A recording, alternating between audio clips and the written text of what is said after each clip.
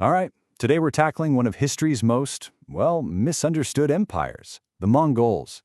Yeah, you've probably heard about the sheer brutality, right? But that's only half the story. The other half, well, it's all about how their conquests, almost by accident, ended up shaping the modern world. So, let's get right into it. So it really all boils down to this one massive question. How on earth did a scattered group of nomadic tribes from the middle of the Central Asian steppes, led by just one man, go on to build the largest single land empire in all of human history? I mean, just think about that. The answer, as you'll see, is this incredible mix of strategy, innovation, and a vision that was, well, as ruthless as it was revolutionary. Okay, so to really get this, we gotta rewind the clock to the early 13th century. Picture the Central Asian steppes. It's not one big happy family. It's a chaotic, violent patchwork of warring tribes, all fighting for dominance. And out of all this chaos, one man emerges, a guy named Temujin. And his ambition? Well, it was about to change everything. And the year you need to remember is 1206. This is the turning point. By now, using this amazing combination of military genius and just really smart politics, Temujin does the impossible. He unites all the Mongol tribes. They give him a new title, a big one, Genghis Khan. It means universal ruler, and right there, bam, the Mongol Empire is born. So, with all these tribes now marching as one, Genghis Khan unleashes this incredible power onto the world. And what happens next is, honestly, one of the fastest and most massive military expansions in the history of humankind. We're talking about an empire that was truly forged in fire. What's just mind-blowing is the speed, the momentum they had. First they head north, taking down kingdoms in China. Then they make this huge pivot west, and they don't just defeat the powerful Khwarezmian Empire in Persia, they absolutely annihilate it. And get this, even after Genghis Khan himself dies in 1227, the expansion doesn't even slow down. His successors just keep pushing, all the way to the edge of Europe, sacking the legendary city of Baghdad. It was just a completely relentless wave. Okay, so this brings us back to that huge question. How? How do they do it? I mean, how does a nomadic army, an army of horsemen, manage to conquer these massive, settled empires that had giant walled cities and endless resources? Seriously, it seems impossible. And the answer, well, it's probably not what you're thinking. See, the secret to their success wasn't just being tougher or more brutal than everyone else. No, it was a system, a highly sophisticated system. They had basically perfected this unique art of war that blended their ancient nomadic skills with brilliant organization and, this is key, a willingness to adapt that their enemies just couldn't keep up with. So this is the really crucial thing to get. We have to look past that old stereotype of just, a mindless horde. That's not what this was.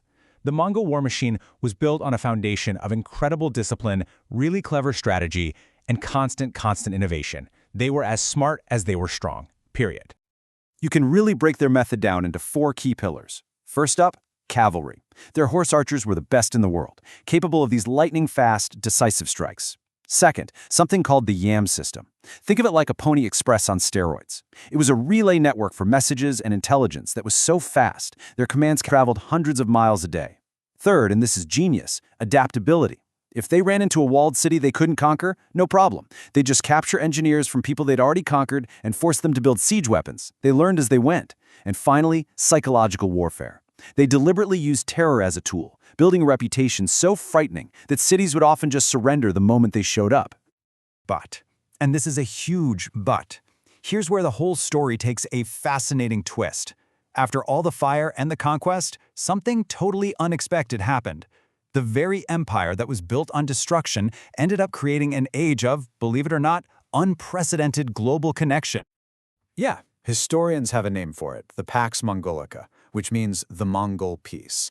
And I know, that sounds like a total contradiction, right? A paradox. But once the fighting was done, the Mongols imposed a strict law and order across their massive empire. And for the first time in ages, the famous Silk Road, it actually became safe, like really safe for anyone to travel on. And the results of that safety? They were absolutely world-changing. Suddenly you have technologies like gunpowder, paper, the printing press, all flowing freely from east to west, completely transforming Europe. Ideas, cultures, religions, they were all mixing in ways that had never happened before. The Mongols themselves were generally pretty tolerant when it came to religion, and their rule even indirectly helped new powers like the city of Moscow to grow. They didn't just conquer the world, they connected it. So what we're left with is this legacy that's just full of contradictions. It's a real puzzle.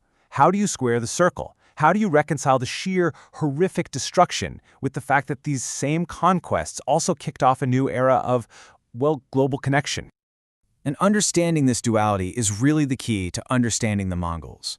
You have the myth, and then you have the reality. The myth is mindless savagery, but the reality was strategic discipline. The myth is an uncivilized horde. The reality was a surprisingly organized administration. People thought they were the end of civilization, but in a strange way, they were actually a catalyst for globalism. Now, of course, an empire this huge was probably never going to last as one piece forever. And it didn't.